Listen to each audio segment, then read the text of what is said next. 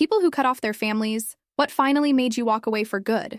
I was 26 when I realized my mother had been stealing my identity since I was 14. It started with a phone call from a collection agency about a credit card I'd never opened. Then came the threatening letters. 6 accounts, $43,000 in debt, all in my name. When I confronted her, she didn't deny it. She just stared at me across our kitchen table, the same table where she'd taught me to write my name in kindergarten. I needed it for us, she said, lighting a cigarette even though she knew I had asthma. For this house, for your college. You think all that was free? I'd worked 2 jobs through college thinking my scholarships weren't enough. Meanwhile, she'd been vacationing in Cancun on credit cards with my name. That night, I pulled my complete credit report. The devastation was worse than I imagined. My credit score was 417. There were 3 payday loans, a repossessed car, and a foreclosed vacation property in Florida I'd never heard of. Each item had my forged signature, a signature I'd watched her practice on napkins for years, thinking it was just her obsessive perfectionism. What hurt most wasn't the debt. It was finding evidence of the double life she'd built with my identity.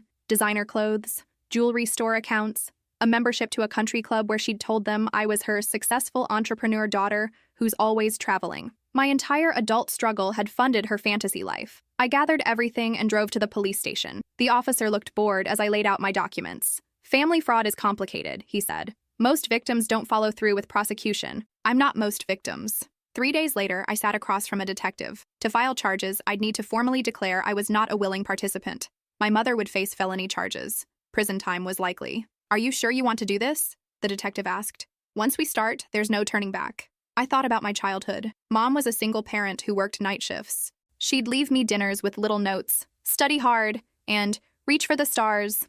I'd believed we were a team, struggling together. As I hesitated, my phone buzzed with a text from her. I've always sacrificed everything for you. If you do this, you're dead to me. I stared at those words for a long time. My entire life, I'd been taught that family loyalty came before everything. Before truth, before self-respect, before justice. I looked up at the detective and slid my phone across the desk so he could see her message. That, I said, pointing to the text, is why I'm sure. The arrest happened on a Tuesday. I wasn't there, but neighbors called to tell me. They described her screaming my name as they put her in the cruiser, yelling that I was the ungrateful one, that I'd betrayed her after all she'd done. My father, who'd left when I was 3, called that night. You don't turn on family, he said, no matter what. Where were you when she was destroying my life? I asked. The line went dead. My aunt showed up at my apartment, banging on the door until neighbors threatened to call security. She has cancer, she shouted through the door. Did you know that? She needed that money for treatments. I didn't respond. Later, I called her doctor. There was no cancer, never had been. The preliminary hearing was scheduled for Thursday. As I walked into the courthouse, my phone flooded with messages from relatives I hadn't heard from in years, cousins calling me heartless, uncles questioning what kind of person prosecutes their own mother. My grandmother, who I'd thought was dead, left a voicemail saying I'd never been worthy of the family name. I sat alone on a wooden bench, waiting to be called in to testify. That's when I spotted him across the hall. My older brother Michael, who disappeared 10 years ago after a massive fight with Mom. He looked different, healthier, steadier. He sat down beside me without a word. How did you know? I asked. I've been monitoring public records with your name, he said quietly. I've been waiting for this day for years. I turned to face him, confusion washing over me. What do you mean? He pulled out his phone and showed me a photo of a document. A credit card application from 12 years ago, with my name. Only I would have been 14 then. You weren't the first, he said. And if you don't finish this, you won't be the last. Before I could respond, the bailiff called my name. As I stood to enter the courtroom, Michael grabbed my wrist. There's something else you need to know, he whispered. Something much worse than credit fraud. In the courtroom, Mom looked smaller than I remembered. Her eyes were puffy, her hair uncombed. When she saw me, she mouthed the words, I love you. Throughout my testimony, I avoided looking at her. I focused on the documents, the detective's questions, the facts. Not the woman who'd read me bedtime stories, not the woman who'd taught me to ride a bike, just the criminal who'd stolen my identity. The judge scheduled a formal trial for the following month and set bail. As they led Mom away, she didn't look at me. Outside, Michael was waiting. We walked to a nearby coffee shop without speaking. For 10 years, I'd believed he'd abandoned us. Mom had told me he was on drugs, that he'd stolen from her, that he'd threatened her. Looking at him now, clear-eyed in a crisp button-down shirt, a wedding ring on his finger, it was hard to reconcile that image. I'm sorry I didn't look for you, I said, breaking the silence. He shook his head. She convinced you I was the villain, just like she convinced me you were complicit in what she was doing to me. The server brought our coffees. Michael didn't touch his. When I was 17, he began, I found out she'd taken out student loans, credit cards, even a second mortgage on the house, all in my name. When I confronted her, she convinced Dad I was lying, that I'd done it myself. He beat me so badly I ended up in the hospital. I tried to remember that time. I'd been 9. Mom had told me Michael was in a car accident. After I turned 18, I tried to file charges. Nobody believed me. She was a respected teacher, a single mom working hard for her kids. I was just a troubled teenager. He pulled out his wallet and removed what looked like a business card. He slid it across the table. This detective helped me back then. He couldn't make the charges stick, but he believed me. He's the one who told me to watch your credit reports when you got older, warned me that she'd likely do the same to you. I stared at the card. Detective James Morales, the same detective I'd spoken to 3 days ago. He recognized your last name, Michael continued, called me immediately. Is this the worst thing you were talking about? I asked. That she did this to you first? Michael looked down at his untouched coffee. No, he said quietly. It's about Lily. My heart stopped. What about Lily? Lily was our younger sister. She died when I was 7. A car accident. At least that's what Mom had always told us. Michael would have been 15 then. There was no accident, he said, his voice barely above a whisper. I've been building a case for years. Detective Morales has been helping me. He pulled a folder from his messenger bag. Inside were dozens of documents. Insurance policies, medical records, police reports. Mom took out 5 life insurance policies on Lily in the 6 months before her death, he said, pointing to the documents. All paying triple for accidental death. Combined payout was over $2 million. My hands shook as I flipped through the papers. This can't be real. The night Lily died, I heard her crying. Mom had given her something to help her sleep. When I checked on her, she was barely breathing. I called 911, but Mom had already called them, reporting a car accident at a location 20 minutes away. By the time they figured out the real emergency was at our house, it was too late. I remembered that night in fragments. Mom waking me up, telling me we had to go to the hospital, the confused police officers, the doctor's bewildered expression, Mom's theatrical collapse in the hospital hall. How do you know all this? The paramedic who responded suspected something wasn't right. The timeline didn't make sense. There was no evidence of a car accident. But Mom's brother was chief of police then. The investigation was shut down. The paramedic kept notes, though. He gave them to me years later. I felt sick. Why are you telling me this now? Michael met my eyes for the first time. Because last week, Mom took out a life insurance policy on you. $2 million, triple payout for accidental death. The coffee shop seemed to spin around me. I gripped the edge of the table. That's why I've been monitoring your records, he continued. I was afraid something like this would happen after you confronted her about the identity theft. When Detective Morales told me you were pressing charges, she was planning to kill me, I whispered. Michael nodded. We think so. But now she's in custody. You're safe. I laughed bitterly. Safe? My own mother was planning to murder me for insurance money. He reached across the table and gripped my hand. His touch was unfamiliar. A stranger's touch, really, after so many years. We can stop her, he said. For good this time. The trial was scheduled for April, but in March, Mom's lawyer approached with a plea deal. She'd serve 7 years for the identity theft if I'd agree to drop further investigation. Detective Morales advised against it. We're close to building a case for your sister's death, he said. If you accept this deal, that investigation ends. I spent a week agonizing over the decision. Taking the deal meant Mom would be punished, but not for her worst crime. Rejecting it meant gambling on successfully proving a 12-year-old murder, with the risk she might get away with everything. In the end, I chose to fight. The district attorney added charges of insurance fraud when we presented evidence of the policies taken out in my name. Mom's lawyer demanded a psychological evaluation, claiming she suffered from Munchausen by proxy. The trial was delayed. During that time, Michael introduced me to his family, his wife Sarah, and their 4-year-old daughter, Emma. They lived 3 hours away in a small coastal town. He was an accountant. Sarah taught elementary school. Their house was filled with sunlight and children's artwork. You can stay with us as long as you need, Sarah offered. We have a guest room. I'd been living in a constant state of fear in my apartment. Every unexpected noise made me jump. I accepted their offer and took a leave of absence from my job. Living with Michael's family was like stepping into an alternate universe, one where parents spoke kindly to their children, where disagreements didn't end in silent treatment, where love didn't come with conditions. I watched how Michael kneeled to eye level when speaking to Emma, how he never raised his voice, how he apologized when he made mistakes. Did you learn this from books? I asked him one night after Emma was asleep. He smiled sadly. I learned what not to do from our parents. The rest is just trying to do the opposite. In May, Detective Morales called with news. They'd located the paramedic who'd responded the night of Lily's death. He was willing to testify. They'd also found Lily's original toxicology report, which showed a lethal dose of sleeping medication. The report had been buried, replaced with a falsified version showing only minor traces consistent with the car accident story. The district attorney added first-degree murder charges. When the news broke, the family members who'd been harassing me suddenly went silent. No more angry voicemails, no more accusations, just a deafening quiet, except for my father. He showed up at Michael's house unannounced, pounding on the door at midnight. You need to stop this witch hunt, he slurred, clearly drunk. Your mother is not a murderer. Michael stood in the doorway, blocking his entry. Did you know, Dad?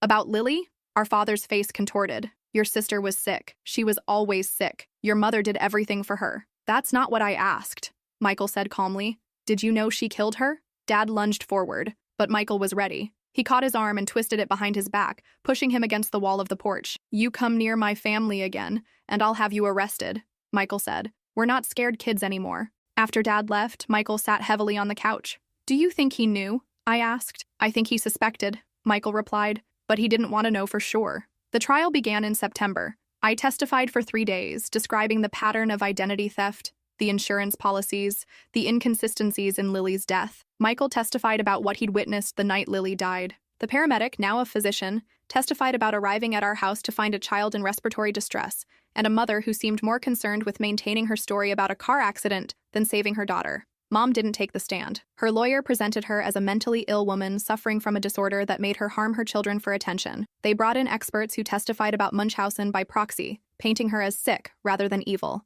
The jury deliberated for 6 days. On the 7th day, they returned with a verdict, guilty on all charges: identity theft, fraud, and the murder of Lily Evans. As the judge read the sentence, life without possibility of parole, Mom finally looked at me. There was no remorse in her eyes, only cold fury at being caught. Outside the courthouse, reporters shoved microphones in my face, asking how it felt to put my own mother behind bars. I had no words. Michael guided me through the crowd to his car. That night, while everyone else slept, I sat on the porch of Michael's house, looking at the stars. For the first time in months, I could breathe without feeling a weight on my chest. My phone rang, a number I didn't recognize. Hello? This is a collect call from Mountain View Correctional Facility. Will you accept charges? I should have hung up. Instead, I said yes. Why? Mom's voice was hollow. After everything I did for you, the familiar manipulation, the guilt, the implied sacrifice. Once, it would have worked. What did you do for me exactly? I asked. Besides steal my identity and plan to kill me? Silence then. I gave you life, and you tried to take it away. That's not love, Mom. That's ownership. You'll never escape me, she said, her voice changing, hardening. You're just like me, more than you know. I thought about Michael inside, sleeping next to his wife, about their daughter, safe in her bed, loved unconditionally, about the life I might still build, free from my mother's poison. No, I said, I'm nothing like you, and I never will be. I hung up and blocked the number. The next morning, I applied for a job at a design firm in Michaelstown. I found a small apartment 10 minutes from their house. I started therapy. I learned to sleep without checking the locks 3 times. On the anniversary of Lily's death, Michael and I visited her grave for the first time in years. We brought flowers and cleaned away the weeds. We told her we were sorry. We told her the truth had finally come out. As we walked back to the car, Michael stopped. Do you ever wonder about the years we lost? What our lives would have been like if we'd known the truth sooner? I thought about it. I try not to. We can't get those years back. He nodded. But we got each other back. That's something. It was more than something. It was everything. 6 months later, I met someone. David, an architect with kind eyes who asked permission before holding my hand for the first time. On our 3rd date, he asked about my family. It's complicated, I said. I've cut ties with my parents. I waited for the judgment, the uncomfortable questions. Instead, he nodded. Sometimes that's the healthiest choice, he said. Family should earn their place in your life, just like anyone else. I nearly cried in the middle of the restaurant. Last week, a letter came from Mom's prison. I recognized her handwriting on the envelope. For a moment, I considered opening it. Old habits die hard. The need for approval, the hope that maybe, finally, she'd changed. Instead, I lit the fireplace in my new house. David sat beside me as I tossed the unopened letter into the flames. You okay? He asked. I watched the paper curl and blacken, taking her words with it. I'm free, I said, and for the first time in my life, it was true. When I was in my senior year of college, I told a single lie that completely derailed my entire life. I was barely getting by financially working 2 part-time jobs, while taking a full course load, and I was always exhausted. My roommate Olivia came from money and never had to work a day in her life. One night, she was going on about this luxury cruise her family was taking over spring break and asked what I was doing. I was actually picking up extra shifts at the diner, but I was so tired of always being the poor friend, so I made up a story about visiting my wealthy uncle in his beach house in Malibu. I described this incredible property with floor-to-ceiling windows and a private stretch of beach. I talked about the celebrity neighbors and exclusive restaurants. I never thought she'd take it any further than that conversation. A week later, Olivia burst into our apartment practically vibrating with excitement. Guess what? She squealed. My parents said we can use their jet and come stay with, you at your uncle's beach house for spring break. My heart stopped before I could process what was happening. She was showing me texts from her parents and telling me she'd already invited our other roommate, Zach, and his girlfriend. They were all so excited that we'd get to spend our last college spring break together somewhere amazing, instead of at the crowded beaches with all the other students I opened my mouth to confess. But then I saw how happy she looked, and I thought about how they'd all look at me if they knew I'd made up the whole thing because I was embarrassed about being poor, so I said, that would be amazing. I figured I'd find a way out of it later. Maybe say my uncle had an emergency or the house was damaged in a storm. But Olivia was already making plans. She started a group chat, created a shared document for packing lists, and even researched restaurants in Malibu. She wanted us to try every day. The lie grew bigger. I started panicking. I couldn't afford to actually take them to Malibu and rent a place. And even if I could, I didn't want to waste my hard-earned money pretending to be someone I wasn't. Then 2 weeks before spring break, I got an email from my financial aid office. There was a problem with my scholarship. I wouldn't be able to register for my final quarter unless I paid $6,000 I didn't have. I was sobbing in the library when Olivia found me. She sat down and I finally broke. I confessed everything about lying about the beach house and how I was actually working at the diner over break trying to save money for school. She stared at me for what felt like forever, and then slowly said, "That's it. That's what you're upset about."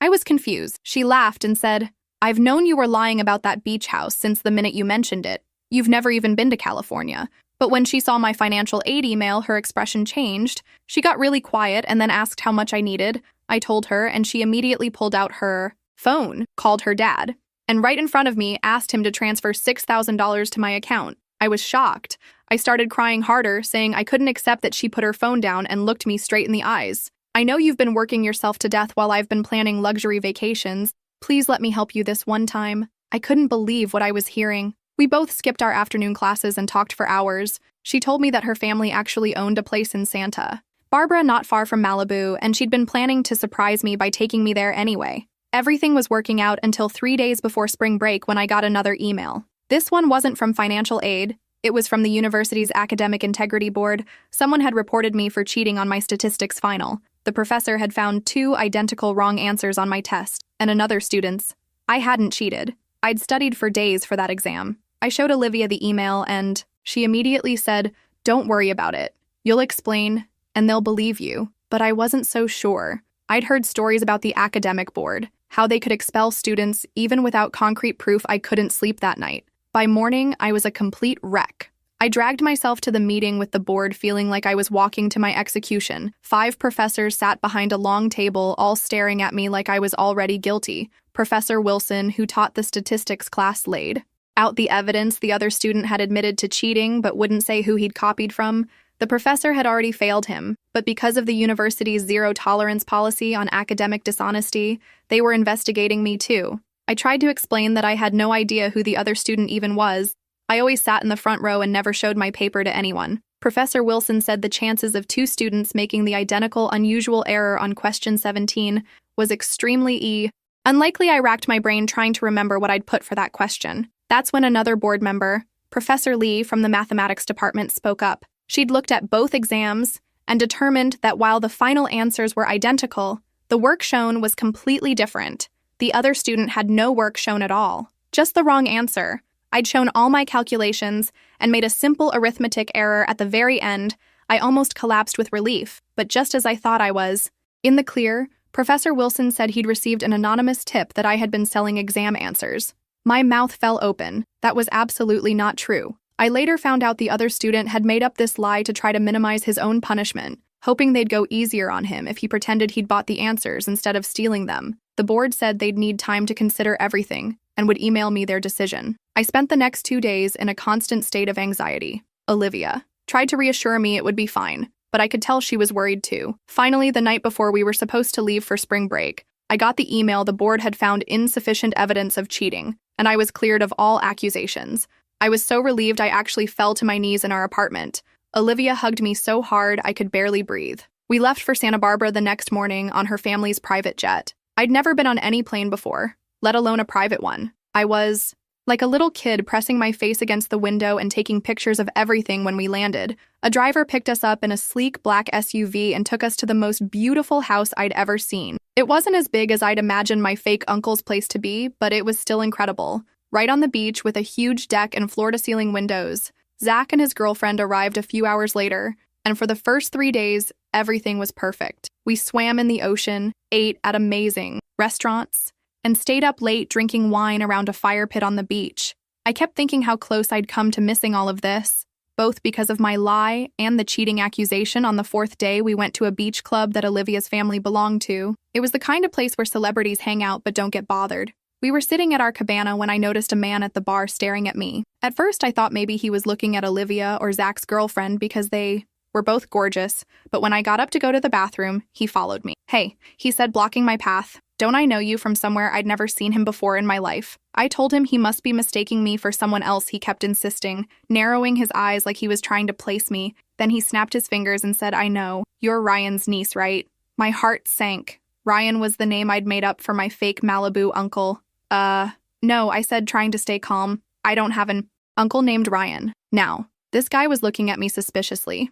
"I'm sure you are," he said. "Ryan showed me pictures of his niece, and she looks just like you." I shook my head and quickly walked away. When I got back to our table, I was shaking. Olivia noticed immediately and asked what was wrong. I told her about the strange man, and she frowned. "That's weird," she said. "Maybe he's confusing you with someone." I nodded but couldn't shake the uneasiness. An hour later, we were about to leave when the man appeared again, this time with another older guy. They walked straight to our table, the younger man pointing at me saying, "See, I told you, it was her." Olivia stood up immediately, putting herself between me and the men. "Can we help you?" she asked in the cold voice I'd heard her use when guys got too pushy at bars. The older man smiled apologetically. "I'm sorry to intrude," he said. "My friend here thought he recognized your friend as my niece, but I can see now he was mistaken." I exhaled with relief, but then the man added, "Please forgive the confusion. I'm Ryan Sullivan. My fake uncle's fake full name. It was such a bizarre coincidence." I almost laughed. But then Ryan Sullivan said something that made my blood freeze. "I do have a beach house in Malibu, though, and my niece looks remarkably like your friend. She's staying with me for spring break." Olivia turned to look at me, her eyebrows raised. I could see the wheels turning in her head before she could say anything. I grabbed her arm and said we should go. We're going to be late for our dinner reservation. We gathered our things quickly and left, neither of us speaking until we were back in the car, so that was bizarre. Olivia finally said, "What are the odds there's actually a Ryan with a beach house in Malibu and a niece who looks like you?" "I know," I said. "Crazy coincidence." She gave me a strange look, but let it drop that night at dinner. Zach brought up the weird encounter, joking that maybe I had a secret twin. I laughed along, but I couldn't stop. Thinking about it, it was too weird. The next morning, Olivia was scrolling through her phone at breakfast when she suddenly gasped. "What's wrong?" I asked. She turned the phone toward me. It was an Instagram profile for someone named Megan Sullivan. The girl in the photos looked eerily similar to me. Same dark hair, same smile, even the same small mole near her left eyebrow. Olivia had somehow found Ryan Sullivan online and then found his niece through his tagged photos. I stared at the pictures in shock. She was at a beach house that looked exactly like the one I'd described when I made up my lie. "How is this possible?" I whispered. Olivia looked as freaked out as I felt. "I don't know," she said, "but it's super creepy." We showed Zach and his girlfriend when they came down for breakfast, and they agreed it was weird. We tried to shake it off and enjoy the rest of our day, but I kept checking Megan Sullivan's Instagram page. She was posting stories from her uncle's Malibu house. At one point, she was at the same restaurant we'd gone to the night before. I felt like I was losing my mind. How could I have made up a person who actually existed that evening? We decided to drive to Malibu for dinner. Olivia suggested we could try to casually drive by Ryan Sullivan's house. I knew we should let it go, but curiosity got the better of me. We found the address from a caption on one of Megan's photos and typed it into the GPS. When we pulled up to the house, my jaw dropped. It was exactly how I'd pictured it. Exactly how I'd described it to Olivia that night in our apartment. We sat in the car staring at the house for a long minute, none of us saying anything. That's when someone knocked on the driver's window. It was Ryan Sullivan. "I thought that was you," he said when Olivia rolled down the window. "Is everything okay?" Olivia, always quick on her feet, apologized and said we were looking for a friend's house and must have gotten the address wrong. Ryan smiled. "That's all right," he said. "Would you like to come in for a drink? My niece and her friends are here and they're about your age." We all looked at each other nervously. I was about to say no when the front door of the house opened and a girl stepped out. She looked exactly like me. I mean, exactly like me. It was like looking in a mirror. I heard Olivia gasp next to me. The girl, who must be Megan, squinted at the car. Then her eyes widened. She walked down the driveway slowly, like she was approaching a wild animal. When she reached the car, she just stared at me, her mouth open in shock. "You look just like me," she finally said. I nodded, unable to speak. "What's your name?" she asked. I told her. Her face went pale. "That's impossible," she whispered. "That's my name too." I felt like I was in a horror movie. This couldn't be happening. Ryan was looking between us, his expression confused, then thoughtful, then something else I couldn't read. He invited us inside more insistently. This time we went. What else could we do? The house was exactly as I'd imagined. Every detail the same. We sat in the living room with the floor-to-ceiling windows overlooking the ocean. Ryan kept looking at his phone, texting someone while Megan and I just stared at each other, asking basic questions. Where were you born? When's your birthday? Who are your parents? We had different birthdays and were born in different states, but we were the same age. I told her I grew up in Seattle with my mom. My dad had died when I was a baby. She got very quiet then and looked at her uncle. Ryan put his phone down and looked at me, his expression serious. "Did your mother ever talk about your father?" He asked. "Not much." I said, "Just that he died in a car accident before I was born. She doesn't like to talk about it." Ryan and Megan exchanged a look that made my skin crawl. "What's going on?" I asked. Ryan took a deep breath and said he needed to make a phone call. He'd be right back when he left the room. Megan turned to me, her eyes intense. "Did your mom ever mention if your dad had a twin brother?" she asked. I tried to remember. "After my dad died, my mom had a falling out with his family. She never talked about them, I don't think." So I said, why? Megan looked like she was about to cry. "My dad had a twin brother." She said, "They had a huge fight when I was a baby and never spoke again. My dad told me his brother died in a car crash." My heart was pounding so hard I thought it might break through my chest. Olivia reached over and squeezed my hand, her face as shocked, as I felt Ryan came back into the room looking shaken. "I've just spoken to your mother," he said to Megan, "and she's confirmed what I suspected." He turned to me. "I need to call your mother now." "What's her number?" With trembling hands, I gave him my mom's cell number. He stepped out onto the deck to make the call. None of us spoke. The silence was deafening. 15 minutes later, Ryan came back inside. He sat down heavily on the couch and looked at me and Megan. "Your cousin," he said simply. "Your fathers were identical twins who had a terrible falling out. They both told their families that the other had died." My mind was spinning. I had family I never knew about. I had a cousin who looked exactly like me, who had the same name as me. Ryan explained that my father and Megan's father had been close until they both fell in love with the same woman, my mother. She'd chosen my father, and Megan's father had never forgiven him. They'd had such a bitter fight that they'd decided to completely cut each other out of their lives, even telling their families the other was dead. Ryan had respected his brother's wishes, but always felt uncomfortable with the lie. When he saw me today, he immediately suspected the truth. Our mothers confirmed it. Megan was crying now, and I realized I was too. Olivia put her arm around me, while Zach and his girlfriend sat in stunned silence. It turned out my father hadn't died in a car crash at all. He'd actually died of a heart attack when I was 3 months old. My mother had moved us to Seattle to start fresh and maintained the fiction that my father's family was gone. We stayed at Ryan's house until midnight, all of us talking and crying and trying to process this incredible revelation. Megan showed me pictures of her dad, my uncle, who was still alive and living in San Diego. Ryan called him and he cried when he heard about me, saying he'd always regretted the fight with his brother, but pride had kept him from reaching out. By the time we left, we'd made plans for me to meet my uncle the next day on the drive back to Santa Barbara. Olivia finally broke the silence, so she said, her voice shaky, "Your made-up Uncle Ryan with a beach house in Malibu turned out to be your actual Uncle Ryan with an actual beach house in Malibu." I shook my head in disbelief. "And your cousin has the same name as you and looks identical to you," she continued. "And all of this happened because I told one stupid lie." I said. The car was quiet for a moment. Then Zach started laughing from the back seat. "Sorry," he said when we all turned to look at him. "But this is the craziest thing I've ever heard. What are the odds?" We all started laughing then, the tension breaking.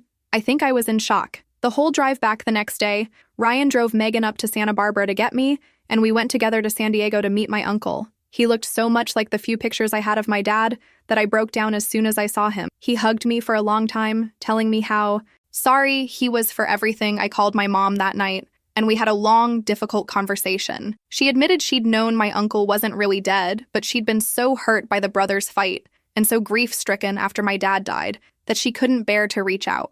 We spent the rest of spring break getting to know our new family. Ryan invited us all to stay at his house in Malibu, and we had the most incredible week. Every night I would go to sleep thinking about how a lie I told, because I was embarrassed about being poor, had led me to discover my family when we returned to school. After break, I had to adjust to my new reality. I had an extended family now, cousins and an uncle who wanted to be part of my life. My mom started talking to my uncle again. Slowly rebuilding a relationship, Megan and I became close, texting daily and planning to spend the summer together.